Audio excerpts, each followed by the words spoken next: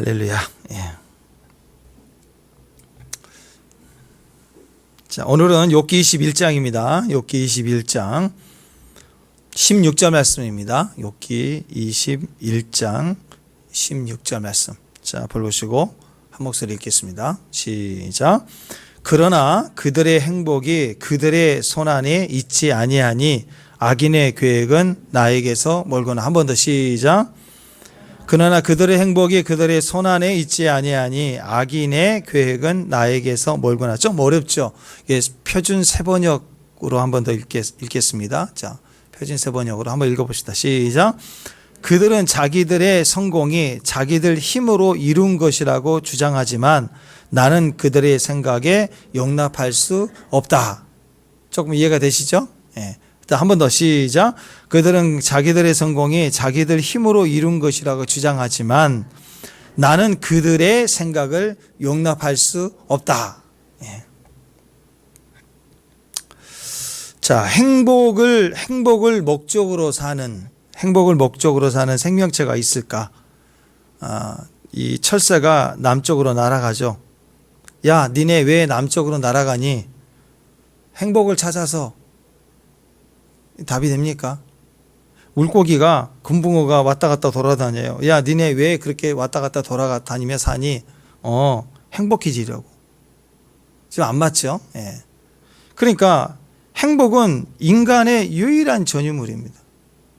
삶을 고민해 보는 거예요. 그냥 먹고 마시고 자고 하는 본능만이 아니라는 거죠. 행복은 인간에게 있는 전유물입니다. 하나님이 주신 마음이라는 거예요. 핍박받았던 초대교회 당시 기독교의 상징이 되었던 것이 물고기 모양이죠. 혹시 여러분 모양 보신 적 있죠? 익투스. 그래서 물고기 이렇게 모양해서 뭐 이렇게 교패할 때도 쓰기도 하고 뭐 책받침에도 이렇게 물고기 모양 있지 않습니까? 그것은 오병이어의 기적이 컸기 때문에, 또는 요한복음 21장에 보면 베드로가 물고기를 잡았는데 153마리 모나미 볼펜에 153 나온 것처럼 물고기가 그렇게 많이 잡혔기 때문에 물고기 모양이 기독교의 상징이냐? 그건 아니고요. 5가지 단어예요. 예수 그리스도 하나님의 아들 구원자.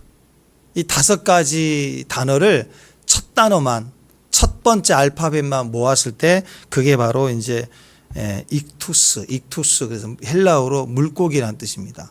그래서 물고기의 모양을 기독교의 기본, 성경이 완성되기 전에 핍박 속에서 성도들이 비밀스럽게 신앙을 고백할 때 물고기 상징, 그러면 우리는 믿는 자, 이런 모양을 가지고 있었다라는 거죠. 예수 그리스도 하나님의 아들 구원자. 이 첫 알파벳만 모았을 때 그게 익투스, 헬라어로 물고기라는 뜻입니다.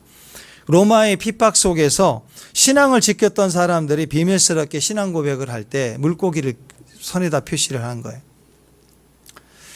예전에 그 탈북하신 분들 중에 그 신앙의 핍박이 아주 거슬 때, 그때도 이렇게 서로를 확인할 때 조용히 물고기 모양을 이렇게 손에다 표시했대요.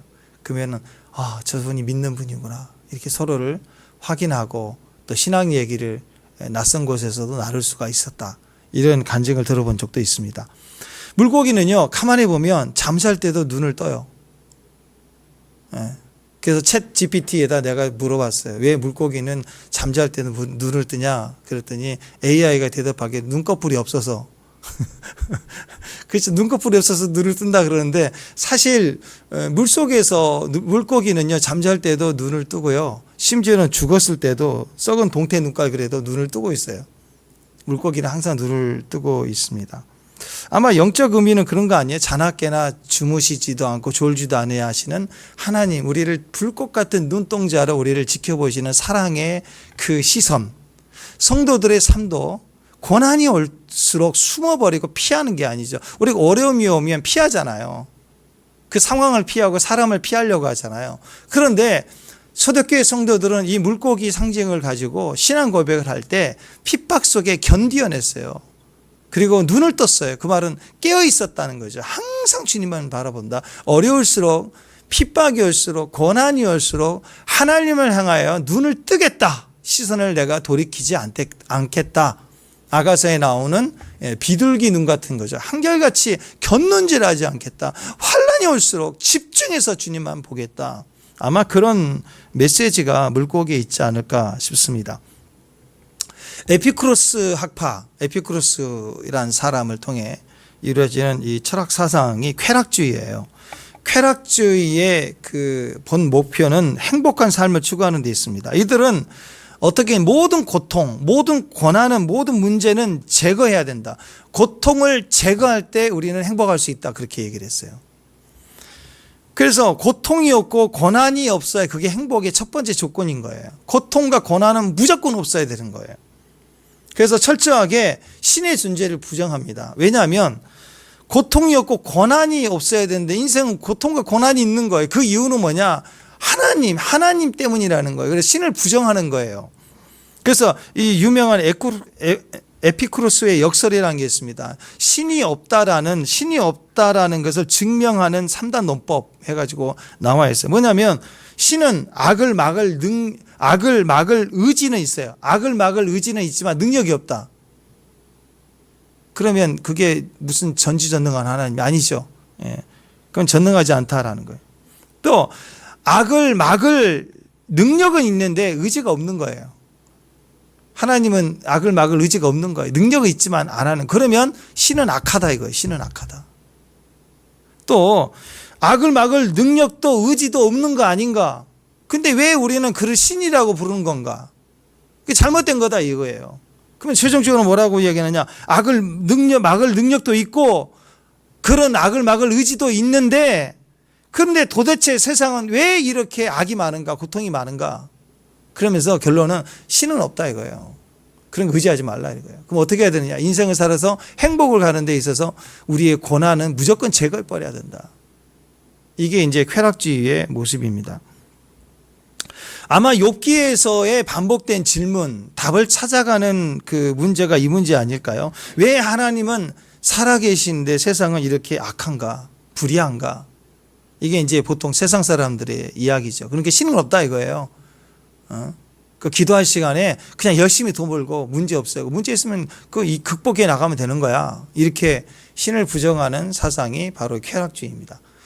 근데 세상 사람들은 신이 있다면 왜 이렇게 세상이 악한가? 이 질문을 교회 안에 있는 우리 그 종교인들이에요. 믿음이 아니라 종교인들은 항상 이렇게 질문합니다. 욥의 친구들 같은 시선입니다. 그래서 뭐라고 하냐?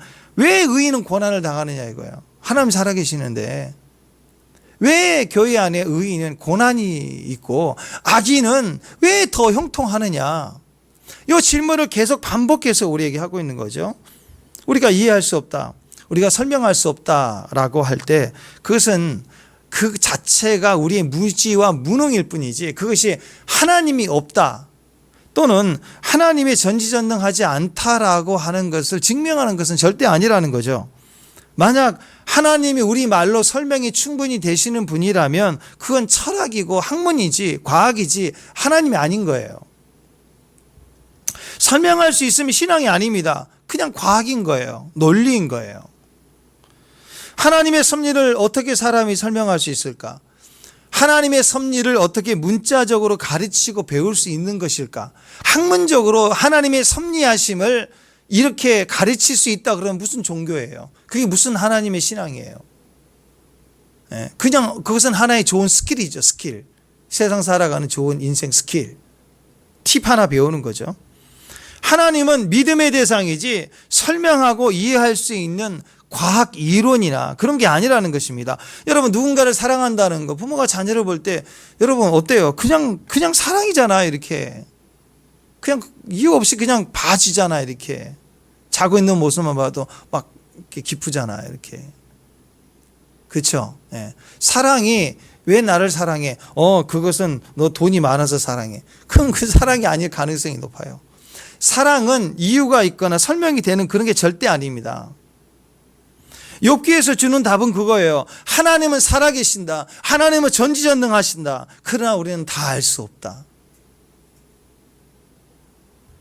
자, 사랑은 내 현실과 엮여서 설명을 하라고 하면 절대 안 됩니다. 아이가 코로나에 걸렸어요. 막 기침하고 힘들어해요. 근데 그 아이가 하는 말이 엄마가 나를 사랑하지 않기 때문에 내가 코로나 걸린 거야. 그거 이해가 돼요? 아니, 어떤 분은 그래. 둘이 여자친구 때문에 죽겠대. 왜?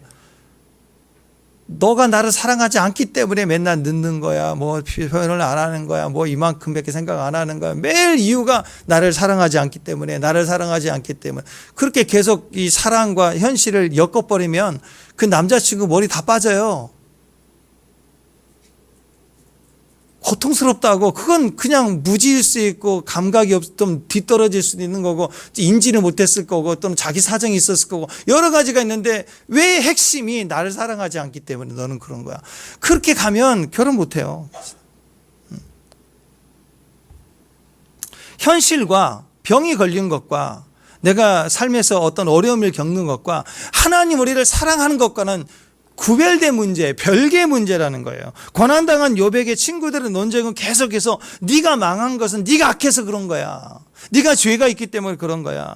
그냥 욥의 대답 항상 그랬죠. 그래 좋아. 내가 확실히 내 껍데기는 망했고 나는 재산을 잃었고 맞아. 그러나 내가 재산을 잃었지 내가 신앙을 잃었냐 이거예요.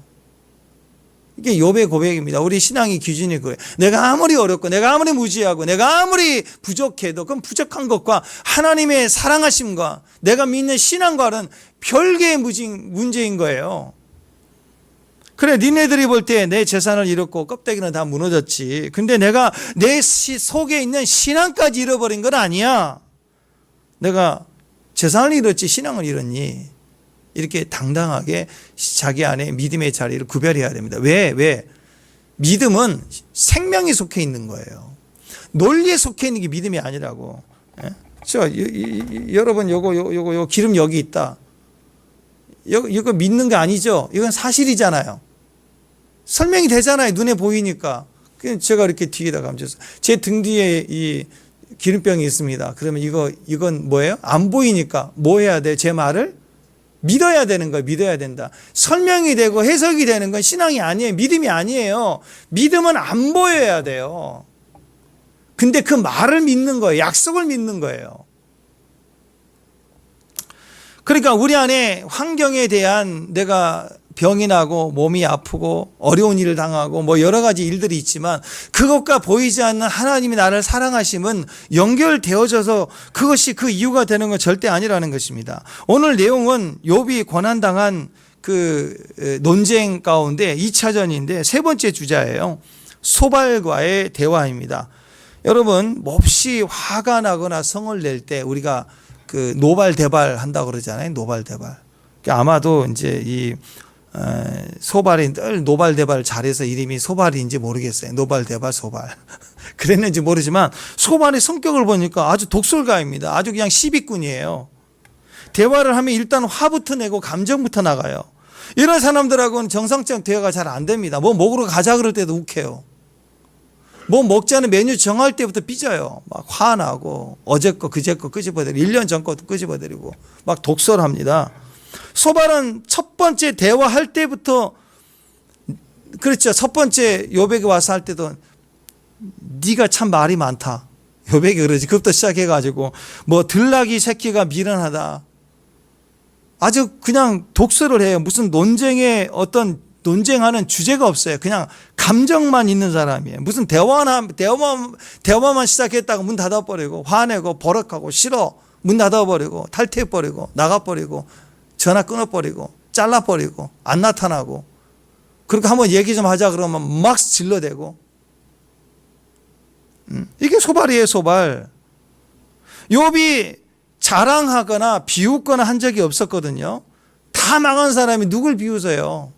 자녀가 10명이 다 죽었잖아요. 재산 다 잃었잖아요. 몸이 아프잖아요. 병이 있잖아요.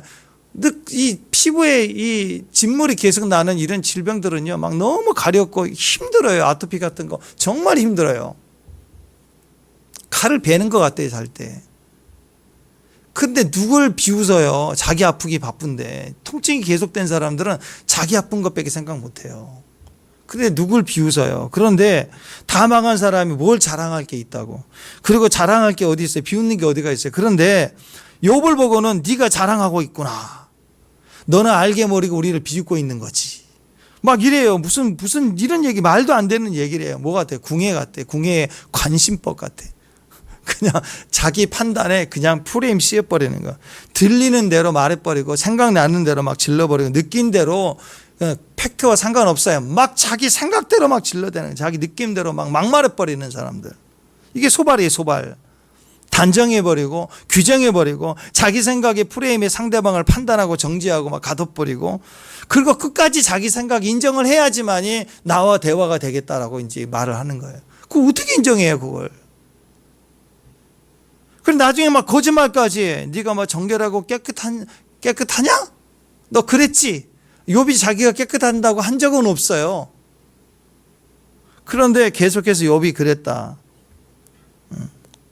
미치는 거죠. 위로하러 왔다가 속을 뒤집어 놓는 거예요. 이게 소발이었다라는 것입니다. 이런 소발의 기질을 가진 사람들은 인생에 자기 나름대로 철학을 가지고 있어요. 그걸 우리가 개똥철학이라고 그래요. 개똥철학. 그래서 어제 20장에 보면은 똥 얘기 나오죠. 아기는 똥이다. 이게 개똥철학이에요. 무슨 얘기만 하면 똥 얘기를 하는 거예요. 지저분하게. 아니 너가 왜 시간을 늦었니? 뭐 왜 약속을 했는지 지키지 않았니? 네 마음이 좀 높은 것 같다 내 생각에는. 이렇게 대화를 해야 되는데 너는 똥이다. 맨날 저번 주에 얘기했죠. 뭐 네 나이 몇 살이냐? 너 민증 까라. 막 이런 얘기. 대화가 안 되는 거예요. 자꾸 이제 똥 얘기를 하는 거예요. 어제는 아기는 똥이다. 똥에는 냄새 나죠. 또 똥에는 독이 있어요. 그러니까 막 똥독이 올라가지고 네가 악인인데 악인의 재물은 독이 오르니까 다 토할 거 아니에요. 재물이 다 토해서 나온다. 그리고 심하게 뭐 빵꾸 난다 그랬죠. 위장이 빵꾸 나서 너 먹은 거 소화도 안 되고 다 토해낼 거야. 쏟아져 나올 거야 하면서 아주 그냥 사람을 아주 개똥철학의 핵심으로 그냥 하나님이 악인을 그냥 둘 거가 아니 다 제거해버려. 똥치우도 치워버릴 거야. 그래도 입에 넘어간 거 있으면 위장 빵꾸 내갖고 다 뺄 거야. 막 이렇게 잔혹한 독설을 해요. 지금 고난당한 욥에게 와서 하는 얘기예요 지금. 그래 감사하죠. 우리 주변에 아직 이런 친구는 없으니까. 우리 주변에 개똥철학은 없잖아요. 그죠? 누구 생각나요? 왜 대답이 없어요? 없죠. 얼마나 감사해요. 화가 나도 우리는 그런 얘기 안 하죠. 네 창자 구멍 날 거야. 막 천공 막 뭐 어떤 천공도 있지만 그 천공하고 다른 것 같지만 하여튼 구멍 날 거야. 너 다 쏟아질 거야. 망구 철학, 뭐 개똥 철학, 뭐 독 철학, 뭐 이런 걸 얘기하는 거예요 지금. 자, 표면적으로 보면 한번 생각해 보세요. 악인을 똥과 같이 하나님이 제거해 버리신다. 다 토해내 버릴 것이다. 이게요. 표면적으로만 보면 공의, 공평, 정의 이거에 비춰보면 이게 맞는 말처럼 보이죠. 소발의 말은 지금 하나님의 본질의 본질, 본성이 제외되고 무시된 말이에요. 무시되고 그냥 그 표면적으로만 악인은 멸망이야 라고 하면서 똥과 같이 치운다라고 얘기를 하는 것입니다. 고난의 의미에서 한번 생각해 보세요. 고난의 의미에 대해서 무슨 제품 사용 설명서처럼 단편적으로 고난 그러면 제거해야 된다. 고난 제거해야 된다. AS 받아야 된다. 이런 생각은 무슨 전래동화 정해진 그 스토리 라인이 있죠. 권선징악. 전래동화 보면은 무조건 악인은 망하고 또 착한 사람은 복 받고 그런 거 아니에요? 그래서 어떤 의미에서는 인간들의 마음이 그런 거예요. 야, 그래. 이렇게 됐으면 좋겠다. 악인은 망해야지. 그리고 착한 사람은 복 받아야지. 이게요. 사람들의 생각인데 사람들의 희망사항이 반영된 거고 성경의 어떤 구절들은 그렇게 그 부분들만 설명해 놓는 것 같으니까 그것만 이해하는 거예요. 의인의 길은 하나님 인정하시나 악인의 길은 망하리로다. 맞죠? 근데 그 부분을 하나님의 본성, 하나님의 인격자 되심을 무시하고 그것만 딱 짜집어가지고 너 악인이야. 악인은 멸망이야. 너는 똥이야. 이렇게 정죄의 도구로 사용한다면 우리는 하나님의 말씀을 잘못 이해하고 있는 거죠. 소발은 그렇게 얘기하는 모든 악은 모든 고난은 악이야. 모든 고난은 악이야. 문제는 악이야. 그래서 다 제거해버려야 돼. 제거하는 것만이 답이야. 이게 에쿠푸르스 학파예요. 쾌락주의예요. 악은, 고난은, 문제는 무조건 제거해야 돼. 자, 이런 마음으로 있는 사람들은요, 기도도 기도 제목만 해. 문제 있을 때만 기도해요. 문제 없을 땐 기도를 안 해요. 여러분, 기도라는 것은 단순히 문제 해결용이야. 절대 아니라는 거죠. 우리는 기도를 통해서 하나님의 영광스러운 예배 안에 나아가고 그분을 만나고 하나가 되는 거죠. 그분의 음성을 듣고 그분과 일체가 하나가 되고, 그리고 그분을 동행할 수 있는 중심이 되고 그의 뜻을 헤아리고 사명을 붙잡고 나가는 관계라고, 사귐이라고, 사귐. 그런데 문제 있을 때만 기도하고 문제 해결되면 주님 끊어버리고, 그런 식이라면 이게 맞는 것 같지만 전혀 아니다라는 것이죠. 여러분, 문제는 다 제거돼야 된다. 고난은 무조건 없어야 된다. 이게 절대 우리 가운데 행복이 절대 아니라는 것입니다. 1926년 미국 서부에 있는 엘러스턴 국립공원, 이 엘러스턴 국립공원은 굉장히 큰 국립공원이 해발 3,000m가 넘는 봉우리가 45개나 돼요. 그래서 거대한 공원이에요. 공원 자체가 우리 남한 그 면적의 한 10분의 1 정도 돼요. 공원이, 그러니까 거의 공원이 남한 10분의 1 정도 돼요. 얼마나 커요, 공원이. 거기 보면 들소, 사냥, 회색곰, 늑대, 퓨마, 이 포유류가 60종이나 되고, 거기 다양한 야생동물이 같이 이렇게 살고 있는 진짜 생태계예요. 생태계 자리예요, 생태계. 그런데 1872년도에 세계 최초로 국립공원으로 이렇게 지정될 당시에 제일 골칫거리가 늑대였어요, 늑대. 늑대가 얼마나 많은지. 그리고 국립공원으로 지정되다 보니까 볼거리가 엘크예요. 큰 대형 사슴. 얼마나 이쁜지요. 그래서 사람들이 국립공원에 와서 엘프를 보고 싶은 거예요, 엘크를. 그래가지고 이 사슴, 큰 사슴을 뛰는 거 보고 먹이를 주고, 이게 늘 즐거워해서 사람들이 막 모여들기 시작했는데, 문제는 늑대예요. 늑대가 나타나서 이 사슴들을 다 사냥하는 거예요. 그래서 대대적인 늑대 사냥이 이루어집니다. 심지어는 늑대 굴을 찾아다 굴을 다 허물어 버리고요, 늑대 새끼까지 사살했어요. 그래서 마지막 늑대가 1926년도에 마지막 늑대가 사살된 이후로 미국 전역에 늑대가 한 마리도 없어져요. 다 사라졌어요. 이제 문제가 발생합니다.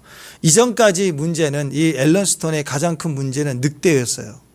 근데 늑대를 다 죽이고 나니까 이제 엘런스톤은 지상낙원이다, 천국과 같은 곳이다, 이렇게 생각을 했는데, 늑대가 사라지니까 이 사슴들이 기하급수적으로 자라는, 이 사냥들이 엄청나게 번식력이 좋거든요. 그래서 이 사슴들이 엄청나게 번식력이 크다 보니까 이 나무 뿌리까지 다 먹어버린 거예요. 그래서 시간이 갈수록 이 엘크의 천국이 돼가지고 풀나무가 전혀 자라지 못하니까 그냥 횡령해지는 거예요. 그래서 비바람 이렇게 비가 오기만 하면 홍수가 져가지고 막 생태계가 다 파괴되기 시작하고 엉망이 돼버리는 거예요. 녹색이 없어져 가기 시작하는 거예요.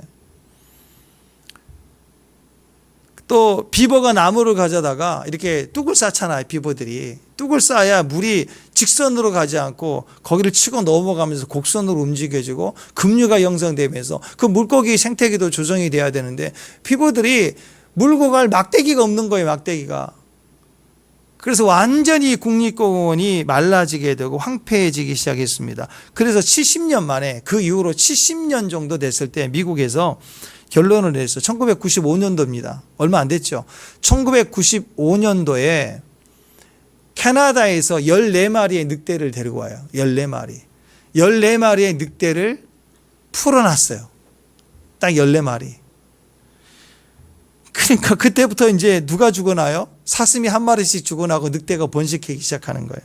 그러니까 늑대가 설치고 다니면서 사슴을 잡아먹는데, 사슴 중에 그동안에 살쪄서 도망 못 간 놈들부터 잡아먹혀요. 날씬한 사슴은 살아남고, 그러니까 사슴 중에서 싱싱한 놈만 살아남고, 늑대는 계속 번식해 나가고, 그러면서 나무가 자라고 풀이 자라고 비버들이 다시 이제 뚝을 쌓기 시작하면서 생태계가 다시 완전히 회복이 된 거예요.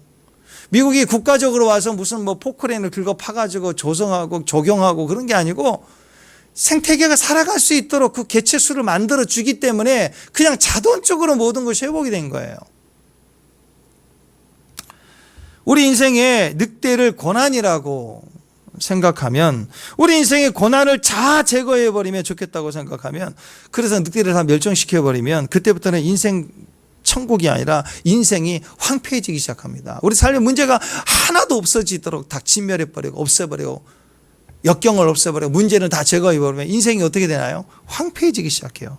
인생의 볼거리가 사슴이잖아요. 인생의 볼거리, 내 행복, 내 즐거움을 위해서 내 인생의 고난이라는 늑대를 다 죽여버리면 내 인생의 즐거움이 뭐가 되냐면 욕심의 욕심. 그때부터는 욕심이 나를 이끌어가기 시작해갖고 내 인생이 점점 비폐해지기 시작합니다. 여러분 솔로몬 보세요. 솔로몬은 시작할 때 어땠어요? 왕이 되려고 할 때 위기가 있었죠. 그때 마지막으로 다윗이 솔로몬을 왕으로 세우고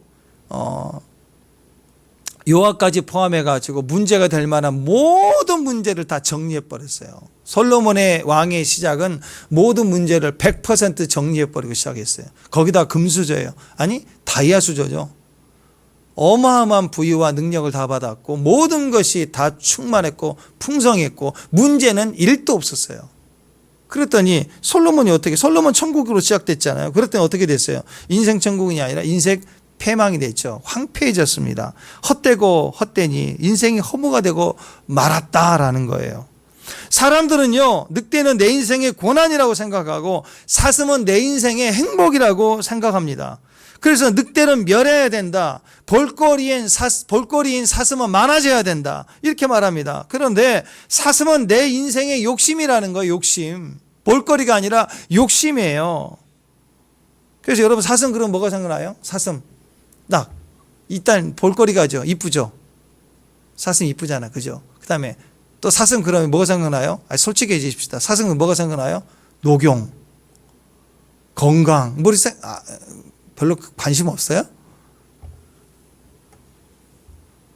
그쵸? 값비싼 녹용, 내 건강. 이게 다 욕심이 사실. 근데 한번 생각해 보세요. 이거 아무리 좋아도 이건 보조식품이에요. 건강 보조식품. 주식이 아니라고요. 사슴 녹용 주식으로 먹는 밥은 없죠. 그거 많이 먹으면 병신돼요. 독이 많아갖고 사람이 조절 못하면 죽는다고요. 사슴 녹용 건강 이것은 주식이 아니에요. 욕심이에요. 욕심. 내 인생의 욕심. 내 인생의 늑대는 다 죽여 진멸하고 내 인생의 욕심인 사슴 그래서 막 녹용만 계속 먹고 그러면 인생이 황폐해지고 건강이 무너진다고요. 그래서 쾌락을 추구하며 쾌락에 빠져있는 사람들의 뇌는 완전히 망가집니다. 이 현대사회는 무조건 쾌락이에요. 쾌락. 특히 유튜브, 넷플릭스 전부가 다 쾌락이에요. 예전에 방송 3, 4 있을 때 6시만 돼야 TV 나오고 그럴 때 선택권이 없어요. 준 대로 봐야 돼. 근데 요즘에는 24시간 내내 뭐 몇백 개가 되니까 채널이 유튜브까지 얼마든지 잠깐 자기 선택에 의해서 우리가 프로그램을 선택을 하죠. 그러면 인간의 뇌가 도파민이 자기 즐거움을 통해서 발산하는데 이게 거의 마약 수준으로 발산이 된대요. 그래서 여러분 이 아이들이 요즘 세대 아이들의 선택권이 너무 다양해지고 즐거움이 되는 걸로 인해서요. 뇌가 이상하게 마약을 오랫동안 한 사람 뇌로 바뀌어버리는 거예요. 쾌락에 찌들리면 뇌가 완전히 망가져 버립니다. 그래서 마약한 사람과 같이 뇌가 현실 적응을 못해요. 중독적이 됩니다. 그래서 그거 못하게 하면 마약 증세가 나와요. 막 금단 현상이 나오고 막 소리를 지르고 얘가 발작 증세를 하고 공황 증세가 나오고 걷어버리면 한쪽에서 우울해 있고 자살 충동하고 전부 자기 뇌를 이 핸드폰이 그렇게 만들어내는 거예요. 자기 뇌를 바꿔버린다고요. 오늘 소발은요 똥이라고 그랬죠. 다 버려야 된다 그렇게 말을 했지만 이번 소발의 이 도발에 대해서 답변하면서 깨닫는 게 그거예요. 적정수의 늑대를 하나님 허락하시는구나. 고난이라는 건 결코 나를 망하게 하는 것이 아니구나. 고난의 최후는 내 껍데기를 망하게 할 수 있지만 생명 성되지 말라 그랬죠. 내 믿음은 건들지 못하는 거예요. 그걸 분명히 하는 거, 그게 고난의 해석입니다. 그게 인생의 승리의 방법이라는 거예요. 이거 죽었다 깨어나도 못 깨달을 사람이 오늘 소발이죠. 노발대발하면. 그건 못 깨닫기 때문에 그런 거예요. 1926년 엘로스턴 공원에서 당시 사람들은 소발과 같이 산 거예요. 모든 늑대를 제거하는 게 좋은 거야. 다수의 의견이었고 법으로 개정했어요. 그리고 늑대를 학살해 버렸어요. 그게 오늘 욥은 그게 아니다. 그게 아니다. 하나님께서 주신 늑대라는 고난은 우리가 다 이해하지 못한다. 싫다. 힘들다. 고통스럽다. 그러나 거기는 유익이 있다. 나를 살게 하는 것이다. 하는 하나님을 믿는 믿음이 있더라라는 거예요. 우리 인생에도 하나님께서 늑대라는 고난을 주시면 우리가 오히려 점점 더 살아난다는 거예요. 축복합니다. 축복합니다. 그래서 어떤 사람들을 보면은요, 축복이 사실은 축복이 되지 못할 때가 많거든요. 우리가 볼 때 정말 부러울 만큼의 소유와 환경이 될 때야 저 사람 참 행복하겠다. 근데 알고 봤더니 행복하지 않는 거예요. 그죠? 우리나라의 대표적인 그 재벌 그분들 어때요 다? 뭐 맞으러 다니고 힘드니까 잠을 못 자니까 그런 보도를 보면 아 행복하지 않구나 이렇게 알 수가 있다라는 것입니다. 진짜 어떤 분들은 보면은 참 귀해요. 참 귀한 분들이 있어요. 옆에서 봐도 축복을 좀 많이 받았는데 그러면 조금 마음이 높아질 수도 있겠다라고 생각하는데 아니에요. 가까이서 사귀어 보면 참 겸손해요. 진짜 겸손해요. 저 정도 되면 좀 자랑할 만하지 않을까? 약간 교만할 부분이 있지 않을까? 뭐 교만까지는 아니더라도 좀 자랑할 면이 있지 않을까라고 생각이 살짝 드는데 아니야. 만나보면 대화를 해보면 진짜 겸손하고 순수해요. 정말 순수해요. 그런 분들이 있어요. 대부분 그런 경우에 그분 안에는 분명히 다루지 말씀이 있어요. 그분들에게는. 겉이 화려하거나 또는 축소되거나 고난을 당하는 것과 상관없이 그 생명에 속한 무언가는 자기 안에 값을 대가를 지불하고 자기가 만나지 말씀, 자기를 다루시 말씀에 대한 분명한 기초가 있는 거예요. 그것 때문에 그분이 그렇게 껍질에 반응하지 않구나 이렇게 이해를 하게 되는 것입니다. 겉사람의 생각으로는 저 정도면 교만할 만하기도 한데 그때 우리가 느끼는 거 뭐예요? 말씀 때문이구나. 말씀이 사람을 겸손하게 하는구나. 이렇게 하는 거죠. 말씀이 들어가니까 말씀이 우리 안에 중심이 되고 기준이 되니까 소유나 축복 때문에 죄로 하지 않아요. 절대로 죄로 무너지지 않아요. 왜? 어떤 상황이 와도 구별이 돼 있어요. 소유와 그 안에 신앙은 구별되어 있어요. 원수도 이 생명에 손대지 마라. 주님의 욥의 고난 때 얘기했죠. 생명에 속한 것은 절대적인 하나님에 속한 거예요. 거기에 믿음이 있어요. 거기에 말씀이 심겨진 게 있단 말이에요. 그게 우리 신앙을 지키는 거고 그게 어떤 고난도 이겨나갈 수 있는 기준이 되는 거예요. 우리 안에 그게 있다는 거예요. 할렐루야. 그게 얼마나 감사해요. 자기 안에 고난이 있으면 고난이 우리 안에 껍질로 마음을 뺏겼던 것들을 막 컨트롤해 가기 시작해요. 고난이 오면 그걸 막 조절해 주기 시작해요. 우리가 인격체이기 때문에 인격은 기계적으로 뜯어 고칠 수 있는 것이 아니잖아요. 그래서 고난이라는 도구가 들어오면 인격이 컨트롤 당해요. 그게 고난이 필요한 거예요. 정말 죽도록 힘들다. 그 고난이 오면 내 안에 죽도록 컨트롤이 안 됐던 게 꺾인다고 하나씩.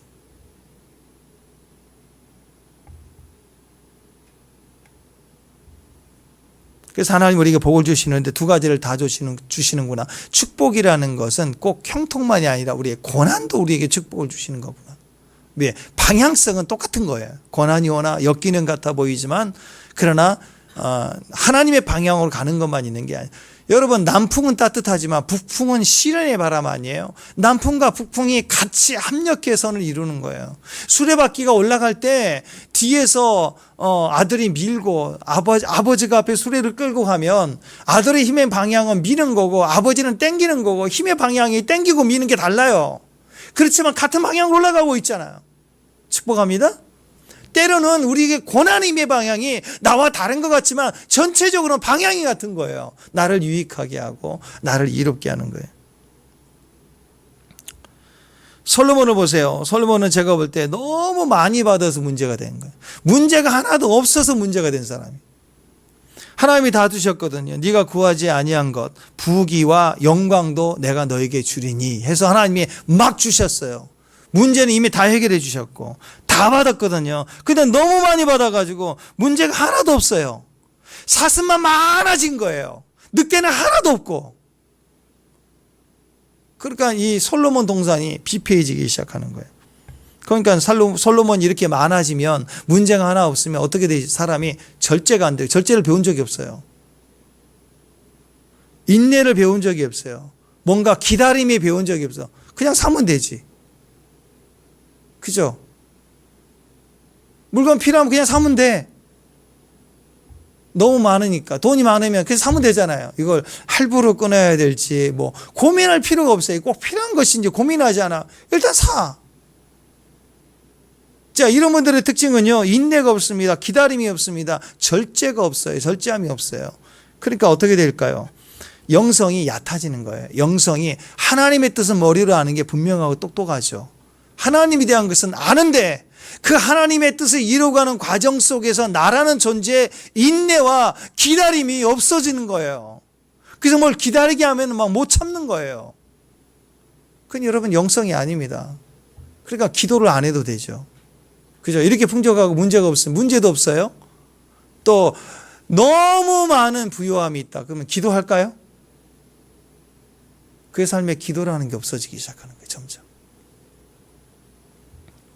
그래서 점점 다 가졌기 때문에 비참해집니다. 얼마 전에 우리가 열왕기상 했잖아요. 그때 보니까 뭐가 나왔어요? 솔로몬이 사는 동안에 이런 표현이 2번 나왔죠. 기억하시나요? 딱 2가지 나왔습니다. 열왕기 4장에 보면 솔로몬이 사는 동안에 그때만 주변 나라가 조공을 바쳤다.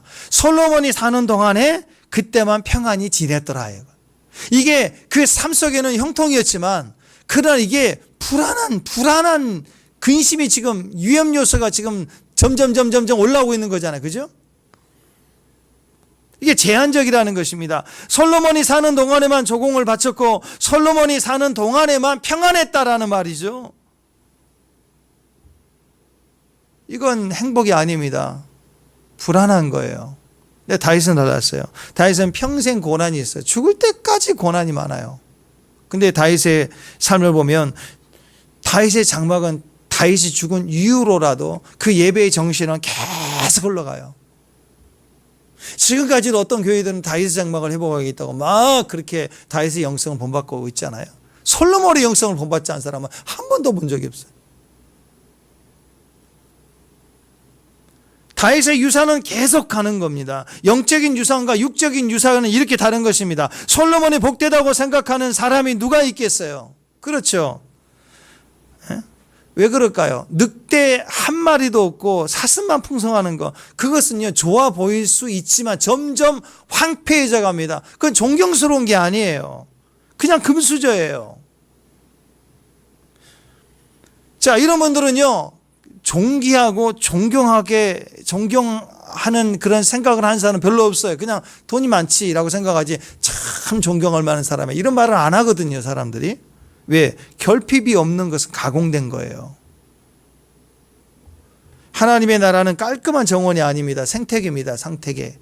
생태계. 그래서 죽는 것도 있고 늙어가는 것도 있고 자라는 것도 있고 이제 막 씨앗으로 심겨지는 것도 있는 작은 정원처럼 이게 생태계로 같이 자라야 돼요. 여러분 나무 하나를 이렇게 키우더라도 여기 뭐 한쪽에 좀 이렇게 생태계가 죽어가잖아요. 한쪽은 잎이 또 끊어지고 말라지는 게 있고 새싹이 이렇게 막 또 새싹이 자라나는 것도 있고 그러지 않습니까?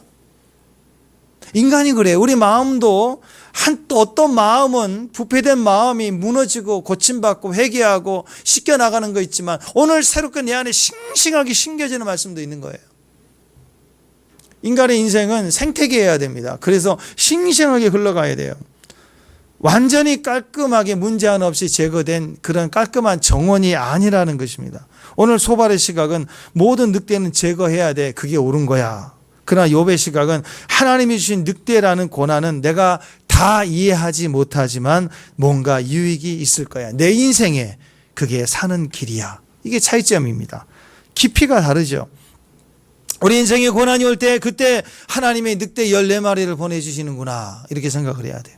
그래서 그 늑대를 보지 말고 이제 하나님이 보내주셨다라는 생각을 해서 이 늑대로 말미암아 나타나는 현상들을, 내게 유익된 것들을 기대하라는 거예요. 고난이 오면 끊어내고 없애버리려고 피하려고 하지 말고, 아, 늑대 14마리 오는구나. 아니, 늑대를 5천만 마리를 푼 게 아니고 그 앨런 수탄의 어마어마한 이 남한의 10분의 1 정도 되는 거대한 면적이 14마리, 고작 14마리.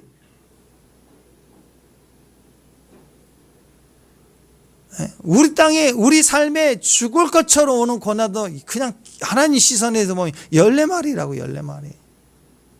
그거 팔짝팔짝 뛰면서 왜 하나님 나한테 이러시냐고. 이럴 이유가 없는 정도라고요.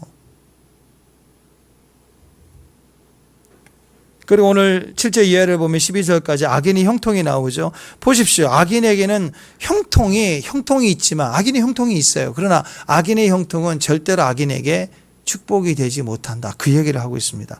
악인의 형통은 좋은 게 아니에요. 악인의 형통은 멸망으로 가고 있다는 의미가 되는 거죠. 잠언 21장 4절 한번 보세요. 잠언 21장 4절 시작. 눈이 높은 것과 마음이 교만한 것과 악인의 형통한 것은 다 뭐예요? 죄래요, 죄.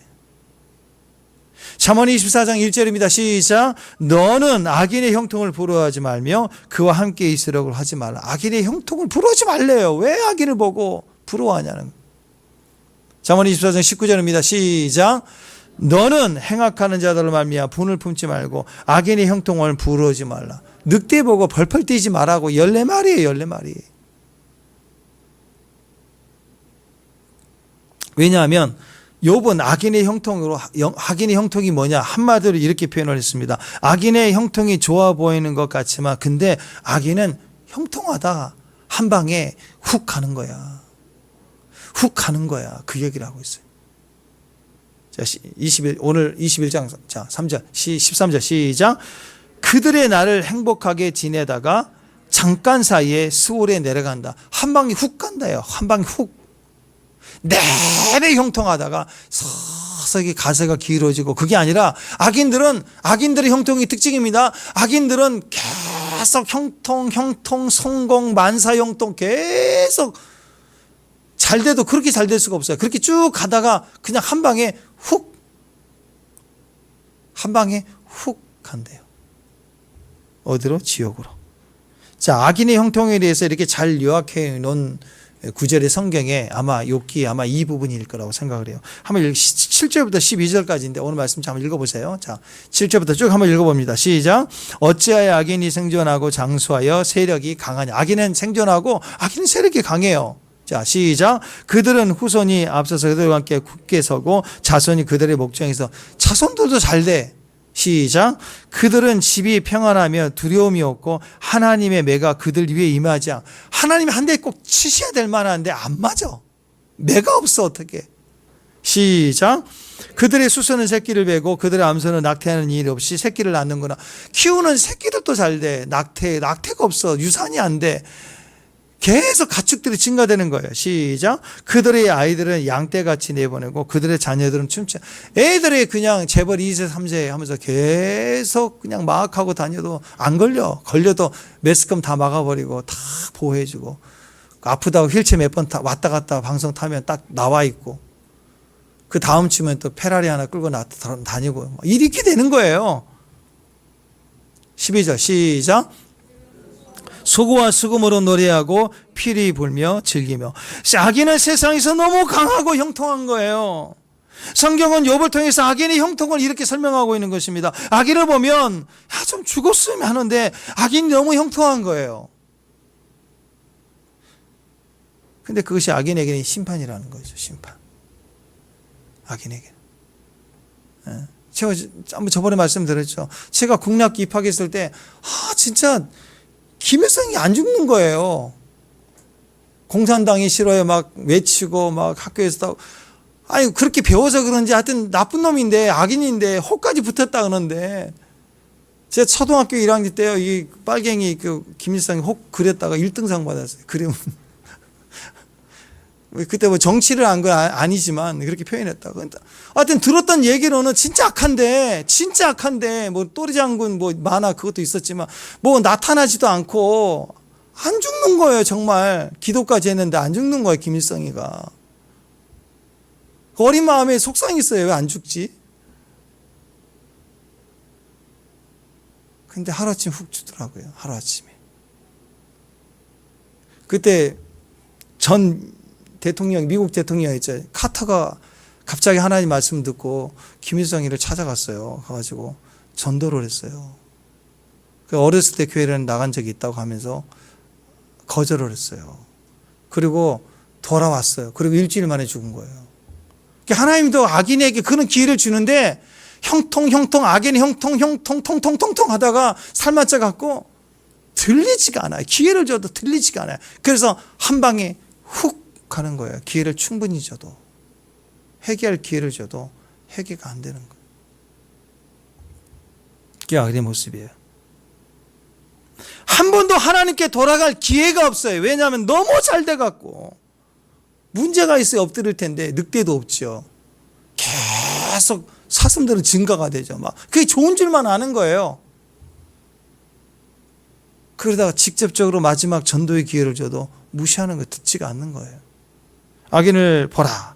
이게 망하는 것 같이 보이느냐? 악인은 너무나도 계속해서 형통해 가는 거 아닌가? 그때 욥이 얘기하는 거예요. 장수한 것 같은데, 내가 보니까 아주 형통한 것 같은데, 강한 세력 같은데, 후손이 막 계속 번창한 것 같은데, 그의 사업이 막 계속 잘 되는 것 같은데, 너무 집안에 막 이렇게 막 형통한 것 같은데, 근데 마지막을 보라는 거죠. 마지막을 보면요, 너무 행복하다가, 너무 형통하다가, 구원받을 기회를 잃어버리고 한 방 훅 간다는 거예요. 인간적 계산으로 보면 악인이 못된 짓에서 남 등쳐먹고 막 너무 잘 되고 막 그러다가 이 지옥 가야 될 놈인데 딱 전도도 받아가지고 죽기 전에 구원받고 죽었다 그러면 좀 속상하지 않나요? 안 그래요? 아니 그런 놈은 좀 지옥 가야 될 놈인데 그냥 마지막에도 그냥 역전이에요. 이거 참. 그런 속 좁은 나 같은 사람들을 위해서 하나님이 하시는 말씀이에요. 악인의 형통 부르지 말래. 그 형통이 자기를 가리기 위해서 얼마나 많은 기회를 충분히 줘도 하나도 듣지 않아서 지옥 가는 거라는 거예요. 악인의 형통은 절대 부러워하지 말라. 잠깐 사이에 수월에 내려간다 그랬어요. 잠깐 사이에 지옥 간다는 거예요. 잠깐 사이에 한 방에 그냥 훅 가는 거예요. 직행하는 거예요. 왜 그런 일이 벌어지죠?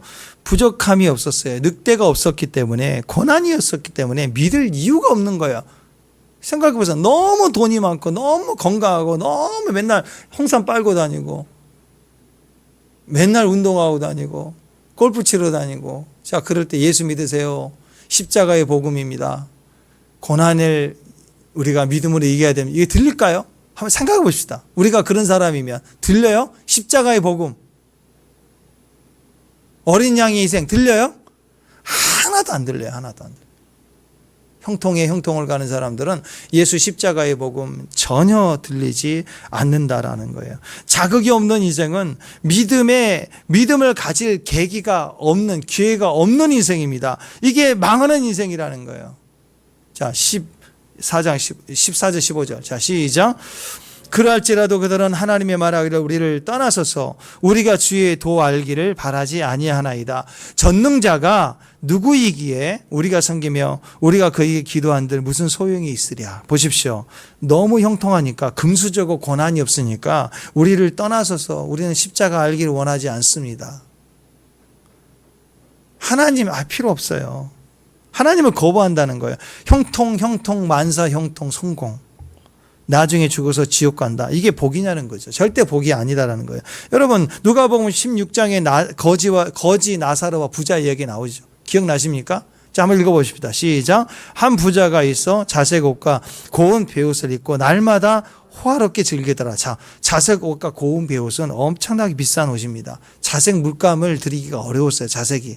고대 시대는 자색, 지금 여러분이 안고 있는 의자 색깔, 이런 색깔들은 다른 색깔보다 옛날 시대는 옷감에 물감 내기가 굉장히 어려운 색깔이었어요. 이 자주식은 그래서 귀족이나 왕들만 입었어요. 그 다음에 고운 베옷은 이 비소스라는 이 단어가요, 하얀 베옷인데 이게 무게가 금보다 2배나 비쌌대요. 금보다 더 비싼 옷이었어요, 이 하얀 베옷은. 그러니까 이런 옷을 입고 다녀요, 집에서. 잠옷이 그거였어요. 잠옷이 굵은 베옷. 밖에 나갈 때는 외투 자색옷. 얼마나 부자였어, 얼마나. 이 당시 최고의 부자였다라는 거예요. 그런데 반면에 병든 나사로가 하나 등장하죠. 극과 극으로 대비됩니다. 부자의 대문 앞에 벌어져 있어요. 그래서 부자가 먹는 상에서 떨어지는 어떤 땅에 떨어지는 그 부스러기, 그거 개들이 먹을 건데 그거라도 먹을 게 있나 하고 거기 붙어 있는 거예요. 그런데 개들이 와가지고 그 피부병이 나가지고, 욥과 비슷하죠. 피부병이 나가지고 막 헌데 이렇게 막 진물 나는 것을 개들이 핥아요. 그러니까 배고픈 것도 출신이 거지인 것도 그렇지만 얼마나 신세가 너무 불쌍하잖아요. 개가 와서 핥으니까. 그런데 둘 다 죽었대요. 누가복음 16장 24절 보면 둘 다 한꺼번에 죽었는데 거지 나사로는 하나님 편에 가고 이 부자는 어디로 가요? 지옥에 가. 자, 그럴 수밖에 없다 그랬죠. 기억나요? 우리가 왜 지옥 가죠? 왜 지옥 가요? 착한 일을 해서? 죄를 많이 지어서? 아니라고 그랬죠. 예수 안 믿어서 지옥 간다 그랬죠. 그죠? 결론 나죠. 왜 이 부자는 안 믿었다는 거예요. 거지는 착한 게 아니고, 부자라고 다 악한가요? 착한 사람도 있겠죠. 거지라고 하면 다 착해요? 아니라고요. 인간의 착하고 악하면 거기서 거기에요. 천국 가는 것은 예수가 없으면 지옥 가는 거고, 예수가 있어야 가는 거예요. 착해서 가거나 또는 또 죄를 많이 지어서 지옥 가는 게 아니라고요. 자, 죽어서 천국 가는데 가서 보니까 부자는 지옥에 지옥불이 들어간 거예요. 너무 고통스러운 거예요. 자, 23절 24절 읽어보십시다. 시작. 그가 음부에서 고통 중에 눈을 들어 아브라함과 그의 품에 있는 나사로를 보고 불러 이르되, 시작. 불러 이르되 아버지 아브라함의 나를 긍휼히 여기사 나사로를 보내어 그의 손가락 끝에 물을 찍어 내 혀를 서늘하게 하소서. 내가 이 불꽃 가운데서 괴로워하나이다. 지옥불입니다. 지옥불에서 고난을 당하니까 너무 목마른 거예요. 그래서 이 나사로를 보내서, 내가 아는 사람 유일한 사람이 나사로니까 그 나사로에게 물 한 번 찍어서 나에게 한 방울만 떨어뜨려 달라고. 내가 너무 막 목이 타 죽겠다고. 그 얘기 아닌 거예요. 그래서 뭐라고 얘기하냐면, 자, 29절 31절까지 시작. 아브라함이 그들에게, 모세와 선지자들이 있으니 그들에게 들을지어다. 이르되 그렇지 아니하나이다. 아버지 아브라함이 만일 죽은 자에게서 그들에게서 가는 자가 있으면 회개하리이다. 이르되 모세가 선지자들에게 듣지 아니하면 비록 죽은 자 가운데서 살아날 자도 있을지라도 권함을 받지 아니하리라 하셨다 하니라. 무슨 말이냐면, 자기 형제 5명이 자기와 같이 다 부자인데 자기도 지옥 온 거 보니까 이 형제들도 지옥 오게 생긴 거예요. 그래서 나사로를 보내가고 죽은 자 중에 살아난 기적을 일으킨 나사로가 가서 전도를 하면 그들이 회개하고 예수를 믿을 것 같은 거예요. 자, 한번 생각해 보십시다. 자, 며칠 전에 우리 집 앞에 거지가 죽었어요. 근데 갑자기 살아났대. 그런데 그 거지가 와가지고 나한테 전도를 해. 그럼 여러분이 부자면 듣겠어요, 그 소리? 듣겠냐고요? 우리 생각은 죽은 자가 살아나서 증거하면 막 들을 것 같아. 기도하면 하늘에서 막 불이 떨어지면 내 인생이 뭐가 확 될 것 같아. 기적이 나타나면, 천사가 나타나면, 그러면 내 인생이 확 형통하게 되고 악인은 확 망하게 되고, 우리는 그런 생각을 하고 있다고요. 아니라는 거예요. 오늘 이 부자의 충격을 보십시오. 그는 평생에 살면서 한 번도 지옥 갈 거라고 생각해 본 적이 없었어요. 그래서 자기 동생들도, 이 형제들도 한 번도 나는 지옥 갈 수 있다라는 생각을 해 본 적이 없는 거예요. 너무 많이 가졌기 때문에. 하다못해 하나님을 모르는 사람들도 고난을 당하면 혹시 내가 죽으면 편안해질 수 있을까라는 생각을 하잖아요. 그죠? 근데 고난이 없는 사람들은 한 번도 자기가 죽음 이후에 지옥 갈 거라는 생각을 해 본 적이 없었다는 거예요. 이게 너무너무 큰 고통이라는 거예요. 죽고 나서 보니까. 자, 그래서 2천만 원 정도, 제가 말씀드렸죠. 한 2천만 원 정도는 계산 없이 언제나 쓸 수 있는 경제적 자유. 우리가 어떤 그룹에 회장되려는 마음은 없지만 사람들 마음속에는 그 정도 한 2천만 원 정도를 언제든지 쓸 수 있고 보내줄 수 있고 계산 없이 쓸 수 있고 밥 먹을 때 계산 안 해도 되고 아직도 이런 것에 로망을 가지고 있으면 100% 지옥입니다. 100% 지옥. 왜냐? 한 2천만 원 정도 내에는 기도가 전혀 없어도 되는 곳이죠. 하나님 없어도 되는 거예요. 그러니까 한 2천만 원 한도 내에서는 내가 왕인 거예요. 이 2천만 원 정도 내에서 한도 내에서는 하나님도 우리를 떠나소서예요. 하나님 필요 없어요. 여기서 내가 하나님 알기를 별로 원하지 않아요. 내 마음대로 쓸 수 있는 곳인데 내가 왕인데 기도 없어도 내가 마음대로 결정할 수 있는데 내가 원하는 즐거움대로 다 선택할 수 있는데 그렇다고 하면서 우리 속에는 이 의의가 뭐라고 그래. 그렇다고 내가 엄청 대한민국 1등 부자 되고 싶다 한 적이 있나? 난 이 정도면 되는데 이게 망하는 거라고. 기도 없어도 되는 2천만 원. 좀 좁혀볼까요? 2천만 원이 문제일까요? 아닙니다. 단돈 10,000원이라도 내 마음대로 할 수 있다는 생각을 가지고 있다면 우리는 물질에 대해서 눈물 좀 더 흘려봐야 하는 거예요. 철저히 내 계산이 안 돼야 돼요. 하나님의 것이. 시간요? 내 마음대로 쓸 수 있다? 나중에 그 1분이 얼마나 귀한데. 시간도 하나님의 것입니다. 내 마음대로 시간 쓸 수 있다? 큰일 나요. 큰일 나. 진짜 복은 하나님 없어도 되는 인생, 기도하지 않아도 다 형통하는 문제없는 인생. 우리 집안, 우리 아이들 기도 안 했던 우리 애들 너무 잘 돼. 이게 위기예요. 위기. 오히려 자식 중에 계속 나를 아프게 어느 때 막 울긋불긋 이걸 어떻게 한번 때려야 되나. 기도 제목, 너는 별명이 기도 제목이야. 이런 아이 때문에 내가 살고 집안이 살고 애도 사는 거예요. 다. 늑대 14마리가 미국을 살렸어요. 미국을. 진짜 복은 하나님 없어도 되는 인생, 기도하지 않아도 그냥 다 형통하게 되는 거, 그게 절대 아닙니다. 문제가 없는 인생이 아닙니다. 하나님 없이는 하루도 안 되는 인생, 기도 없이는 움직일 수가 없는 사람, 임재가 없으면 그냥 하는 일 멈추는 사람. 그래서 내 인생이 늑대가 보이면 그거 잡아다 죽여야지, 그게 행복이다 그러지 말고, 이 소발이 말하는 이런 개똥철학이죠. 그런 거 말고 깔끔한 정원 만들려고 하지 말고 우리 인생은 생명으로 움직이는 생태계가 돼야 됩니다. 늑대 죽이겠다, 문제 없애겠다, 적폐청산하겠다, 정의 실현하겠다 하지 말고 나는 언제든지 생명으로 가겠다. 하나님의 생명으로 살겠다. 너무 정의롭기만 하는 사람, 너무 따지고 들고 공의, 정의, 자별, 나를 무시하냐? 이렇게 들이대는 사람들 친구 없어요. 사회생활 못해요. 문제를 지적하지 말고 문제가 있을 때 문제를 두고 은혜를 구하세요. 은혜를. 내가 은혜를 더 받아서 내가 은혜스럽게 넘어가면 되잖아요. 그죠? 이 문제는 제거해야 될 게 아니라 내게 더 은혜가 필요하다는 사인이에요.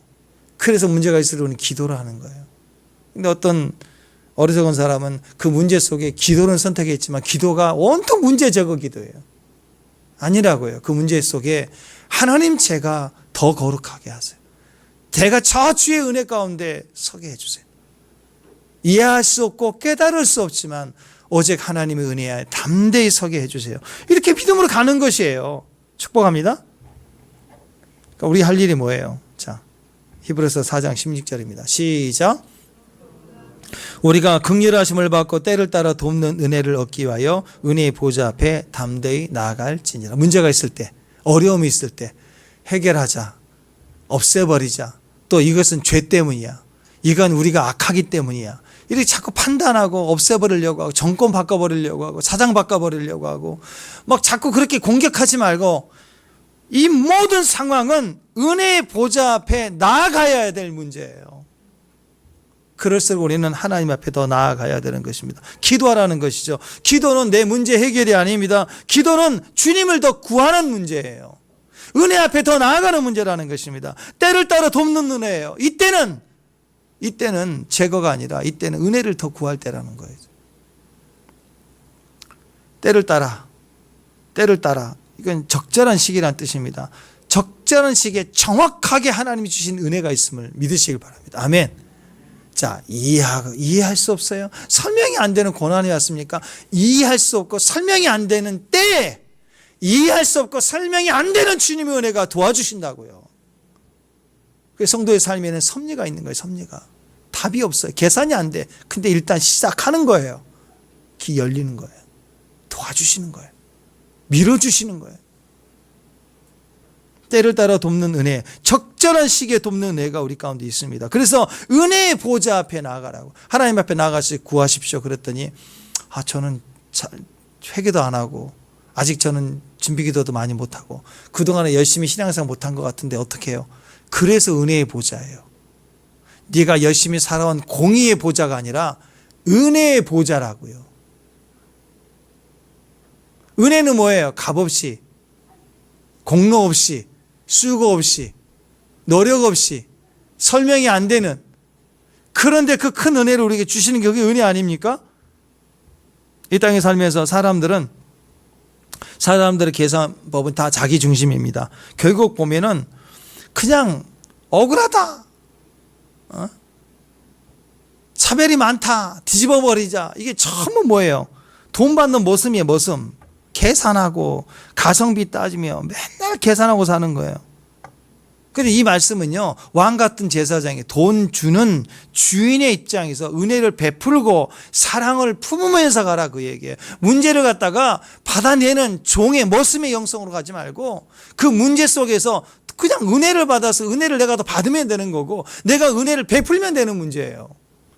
그런 계산법으로 가라. 그게 하나님의 나라다, 그 얘기입니다.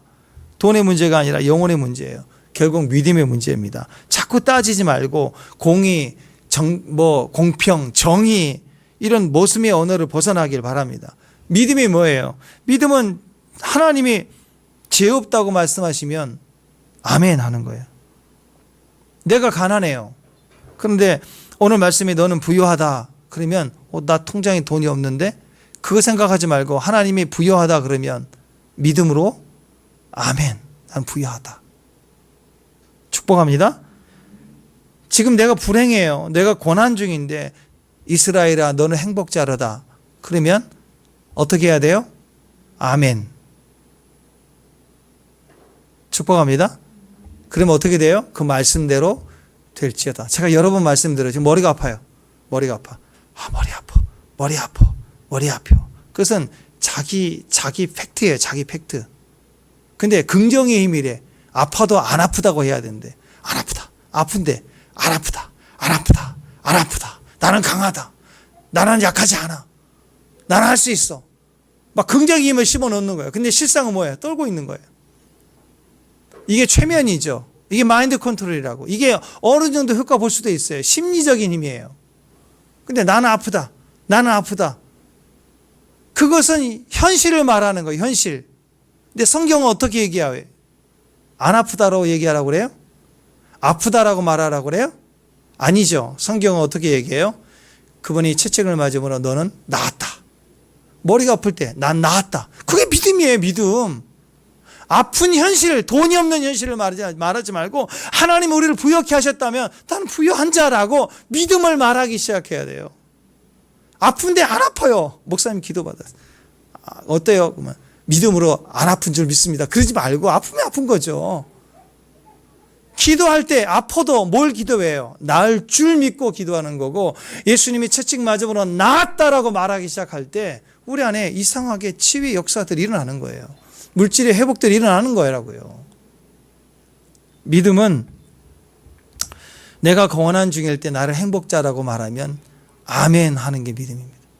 오늘 욥이 그 얘기를 하고 있어요. 은혜가 뭐죠? 자격 없는 자에게 값없이 주는 거, 위로부터 주는 거예요. 그래서 하나님 앞에 나아갈 때 하나님 은혜의 보좌 앞에 나가는 거예요. 내가 지금까지 준비된 게 없어도, 지금 방금 전까지 악인이었어도 지금 은혜를 구하면 은혜를 주시고 치유를 주시고 회복을 주시고. 아멘?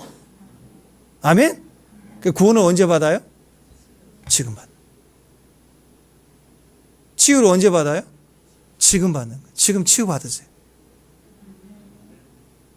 지금 하나님 복을 받으세요. 지금 하나님 그 능력을 받으세요. 하나님 그 기쁨을 받으세요. 할렐루야. 그 평강을 받으세요. 그 부요함을 받을지어다. 아멘. 그래서 그 말씀에 반응하고 믿을 때 변화들이 일어나기 시작하는 거예요. 오늘 믿음의 승리의 종들 되시기를 주님의 이름으로 축원합니다. 기도하겠습니다. 하나님 말씀에 아멘 할 때 오늘 지금 우리 가운데 지금 만나 주시고 우리를 치료하시고 우리를 공급해 주시고 우리를 자유케 하시는 주의 이름을 선포합니다.